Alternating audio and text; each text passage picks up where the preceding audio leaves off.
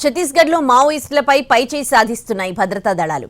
నక్సల్స్ మకాం వేసిన ప్రాంతాలను గుర్తించి వరుస దాడులు నిర్వహిస్తున్నాయి. ఈ క్రమంలో మావోయిస్టులకు చెందిన ఓ బంకర్ని గుర్తించాయి. ఇంతకీ ఈ బంకర్లో ఏముంది? మావోయిస్టుల వ్యూహం ఏంటి?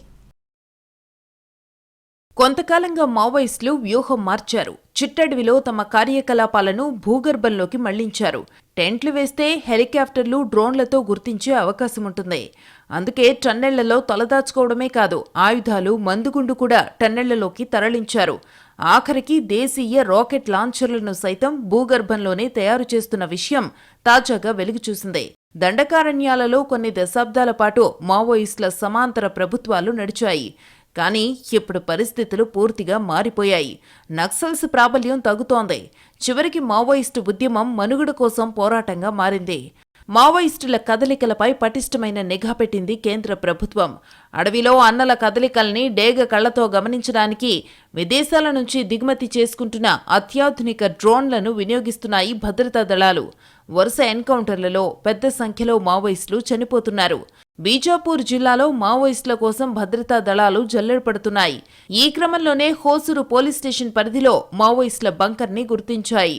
తుమిరెల్లి దండకారణ్యంలో తాలిపేరు నదికి సమీపంలో గల ఈ సొరంగం 10 అడుగుల లోతు, 50 మీటర్ల పొడవు ఉంది. సొరంగంలో దేశవాళీ రాకెట్ లాంచర్ల తయారీకి వాడే వస్తువులతో పాటు గన్ ఫౌండరీ మిషన్ ఉంది. పెద్ద ఎత్తున మందుగుండు సామాగ్రి లభ్యమైంది. అలాగే విద్యుత్ లైన్ నిర్మాణంలో వాడే సిల్వర్ వైరు పెద్ద మొత్తంలో ఉంది. సొరంగాల నిర్మాణం మావోయిస్టులకు కొత్తేమీ కాదు. గతంలో కూడా ఇలాంటి సొరంగాలను భద్రతా దళాలు గుర్తించి ధ్వంసం చేశాయి. సరిగ్గా ఏడాది క్రితం బీజాపూర్, దంతెవాడ సరిహద్దుల్లో 6 అడుగుల లోతు, 130 మీటర్ల పొడవు గల టెన్నెల్స్ ను గుర్తించారు.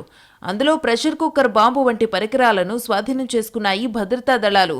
టెన్నెల్స్ ని ఎవరూ గుర్తించకుండా చెట్ల కొమ్మలు పరిచి మట్టితో కప్పేసి ఉన్నాయి.